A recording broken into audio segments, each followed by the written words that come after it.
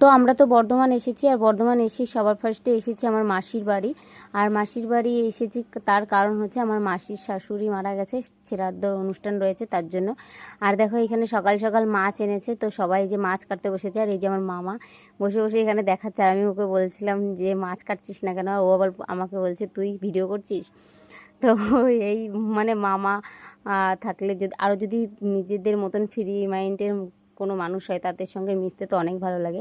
তো আমার মামাও খুব ফ্রি, আমাদের সঙ্গে খুব ভালোভাবে মেশে। আর এটা হচ্ছে আমার দিদা, দেখো দিদা তো বুঝতেই পারছে না যে ভিডিও করছি। আর দেখো আমি টেনে টেনে নিয়ে আসছিলাম, চলো এই দেখো ভিডিও বানাচ্ছে। আর এদিকে আমার ভাই শ্যুট করে দিচ্ছিলো ভিডিওটা। আর এদিকে মনীষ বাবাকে রেডি করে দিয়েছি, এখন ঘুরে বেড়াবে, সবাই আসবে মোটামুটি বাড়িতে। দেখো এদিকে এটা হচ্ছে মাসিদের বাড়ি। তারপরে সকালবেলা স্নান টান করে সকালের খাবার খেতে খেতে এই যে 12টা বেজে গেছে। 12টার সময় এই যে খাবারটা খাচ্ছিলাম আমি।